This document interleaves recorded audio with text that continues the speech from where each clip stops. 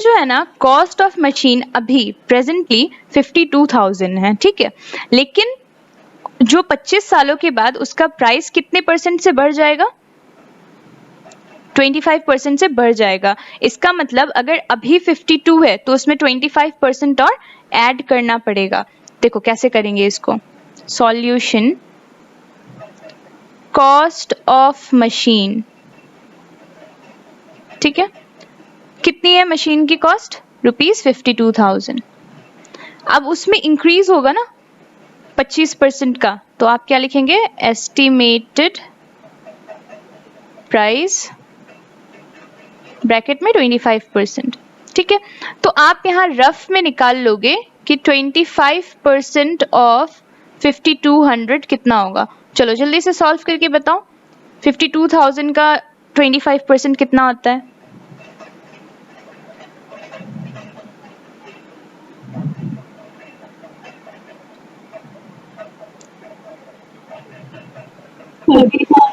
$13,000, right.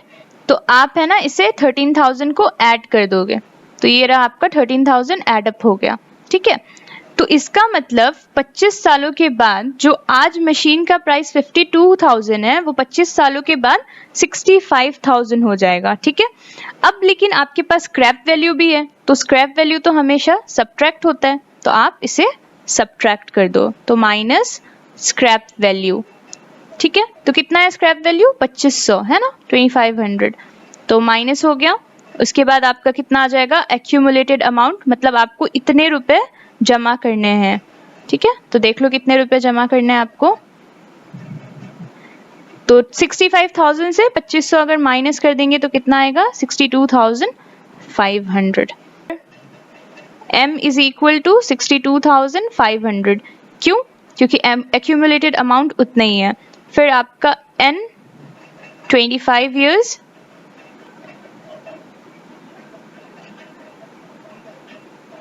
देखो 3.5 by 100, तो नीचे इस बार और एक जीरो लगेगा, क्यों? ऊपर के डेसिमल पॉइंट को हटाना है इसलिए, तो 0.035, करेक्ट।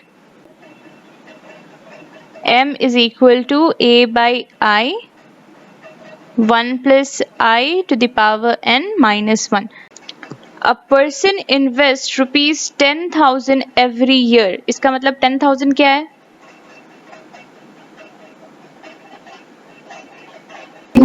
हाँ, एन्यूटी है। तो यहाँ here लिख के जल्दी से लिख लेंगे a is equal to ₹10,000, because हमें पता चल गया कि 10,000 एन्यूटी है। उसके बाद सीधा हमें दिख रहा है 10%, है ना, रेट ऑफ इंटरेस्ट, तो r इज इक्वल टू 10%। अब i निकाल लो यहीं पे, तो 10/100 हो जाएगा 0.1। अच्छे से अगर क्वेश्चन पढ़ोगे आप तो वहां देखो लास्ट लिखा हुआ है फॉर दी 10th टाइम।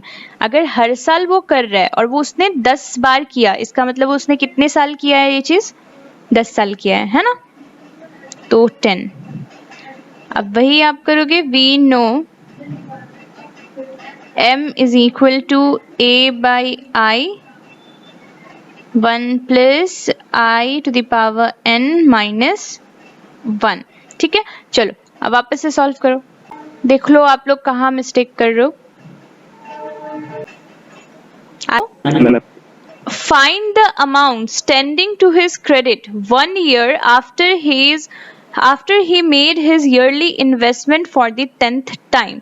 तो 10वीं बार करने के बाद उसने और एक बार किया, ठीक है, फॉर कितने ईयर? 1 ईयर, है ना। तो जो अमाउंट आया है वो तो रहेगा ही। उसके बाद इंटू 10, ये 10 क्या है? रेट ऑफ इंटरेस्ट है, ठीक है। फिर इंटू 1 बाई 100, ठीक है। P into R into T by 100। अब इसे सॉल्व करने पे कितना आ जाएगा? 15940 हो गया। टोटल एक्यूमुलेशन पूछ रहे थे ना, तो total amount after investing for the 10th time। अब देखो 10वीं बार जब तक किया था तब उसे कितना मिल रहा था 159,400, ठीक है।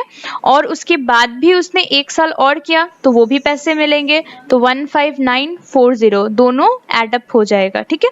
मान लो आपने 10 साल में 10,000 रुपए कमाए और फिर और 1 साल आपने 1,000 रुपए कमाए, तो टोटल आपने 11,000 रुपए कमाए। तो सेम इसके साथ भी वही हुआ है, इसने पहले ये वाला अमाउंट कमाया 159,400, फिर उसने 15,940, तो टोटल जब आप एडअप करोगे तो कितना आएगा 1,75,340।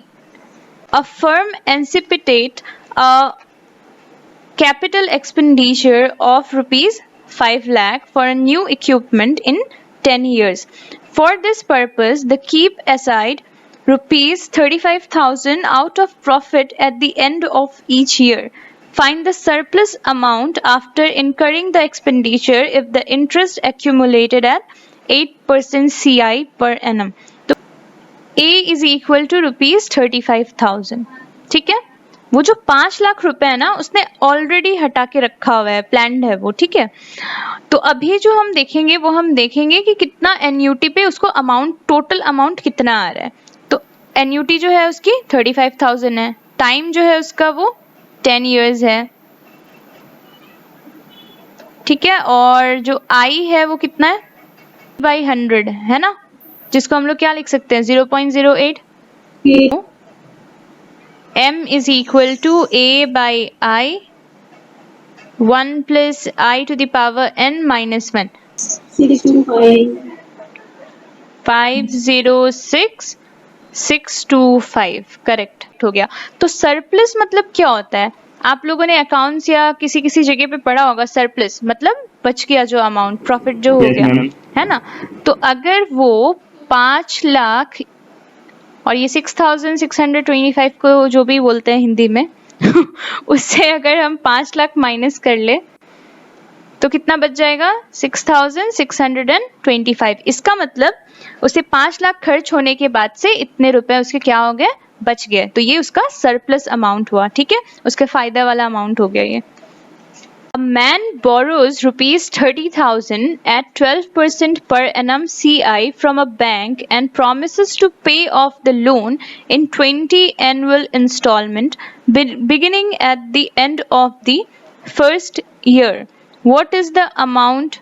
What is the annual payment necessary? ये इंस्टॉलमेंट्स या कोई भी एन्यूटी आपको फ्यूचर में पे करना पड़े वो प्रेजेंट वैल्यू के सम्स होते हैं, ठीक है। तो अभी देखो क्या करेंगे, तो यहाँ पर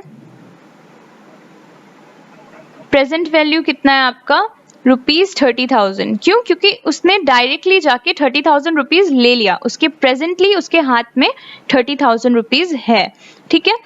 और अभी आपका टाइम कितना है रिपेमेंट के लिए, उसको कितने टाइम दिया गया हुआ है 20 एनुअल इंस्टॉलमेंट, मतलब हर साल 20 साल, ठीक है, क्योंकि 20 बार देगा एनुअली, तो इसका मतलब 20 years, ठीक है।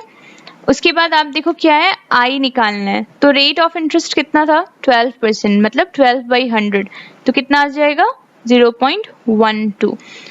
अब देखो वी नो, अब हमें क्या पता है कि PV is equal to A by I 1 minus 1 plus I to the power of -n।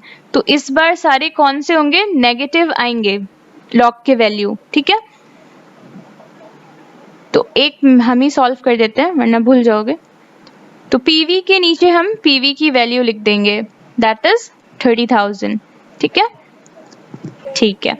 तो A तो हमें पता नहीं क्योंकि A फ्यूचर में देना है, तो हमने A की जगह A लिख लिया, I की जगह 0.12, फिर 1 minus 1 plus 0.12 to the power of -20, ठीक है। उसकी हाँ ठीक है, ओके। तो यहाँ भी आप लॉग ले लोगे 1.12 to the power -20, ठीक है। अब चलो अब लॉग तो निकाल लेंगे, log x -20 into log 1.12, ठीक है। तो log x is equal to -20 into 1.12 की वैल्यू निकाल लो लॉग की।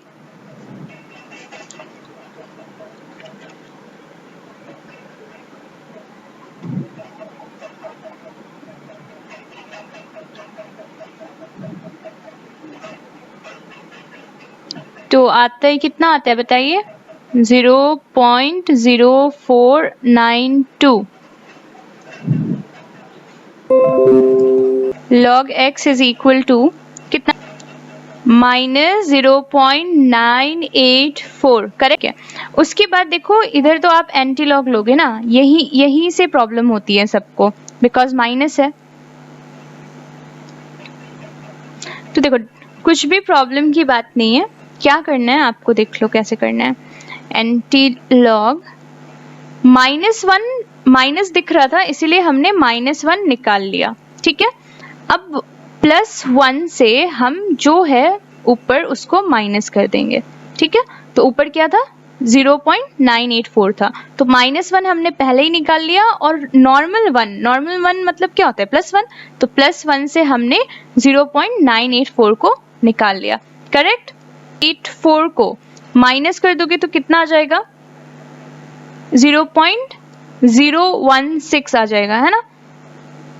0.016, ठीक है। अब देखो आप यहाँ पे क्या करना है, 1 आपको लिखना है, बिकॉज नेगेटिव हमें यूज करना अच्छा नहीं लगता, तो 1 के ऊपर एक बार लगा देंगे, ठीक है, एक छोटा सा डंडा लगा देंगे, 0.016, ठीक है। आया कि नहीं बताइए?